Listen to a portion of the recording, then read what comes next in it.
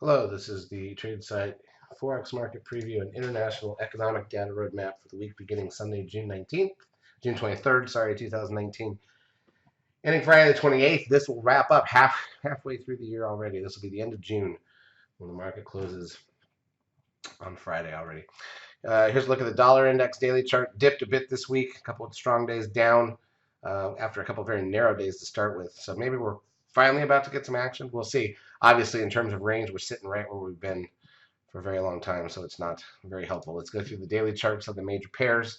Euro dollar, again, the inverse of the dollar index and sitting right where it was months ago. The pound dollar bounced a bit as well. Aussie dollar, minorly up.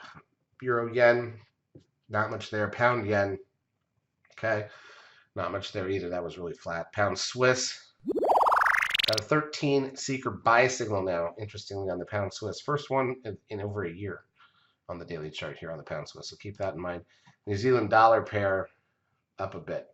All right. In terms of the intra-week action, 30-minute candles, high to low for the week on the euro dollar is 200 pips. That's the best we've seen in a while. But the thing is, Monday, Tuesday, and Wednesday were so flat. It's only Thursday and finally Friday that made a move. The fat pound dollar high to low for the week is only 200 and let's call it 40 pips. And kind of the same story. Thursday and Friday, or well, actually Wednesday and Thursday here were the key.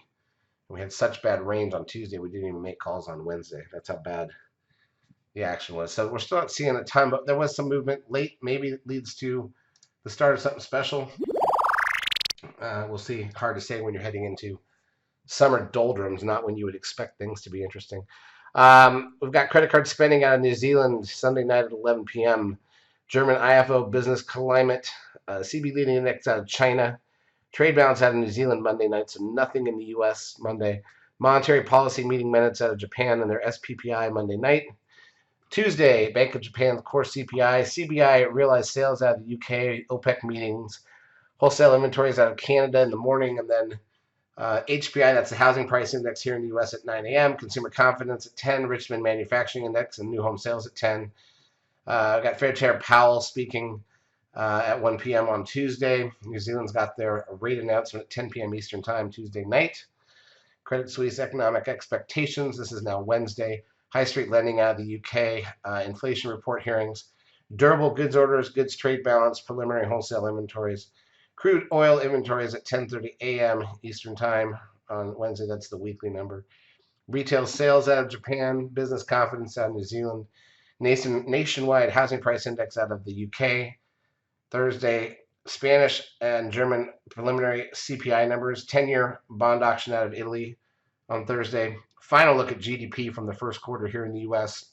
Initial and continuing jobless claims numbers, that's the weekly number at 8:30 a.m. Eastern Time here. Pending home sales at 10, natty gas at 10:30.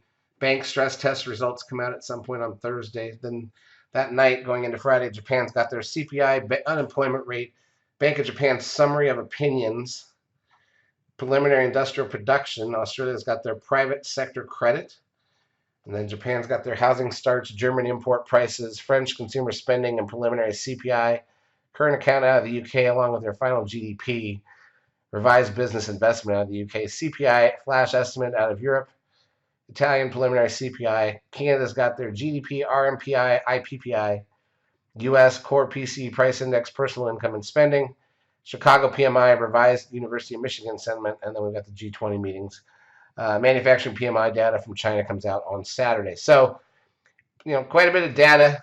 We don't have any of the main GDP numbers. We just had a Fed announcement, so we don't have that. Keep in mind, this is the end of the halfway point of the year. The following week is awkward because the 4th of July holiday here in the U.S. is on a Thursday, so the Forex markets basically be dead Thursday, and that doesn't leave a lot for Friday usually. So that is a big holiday week every year, right in the middle of the year.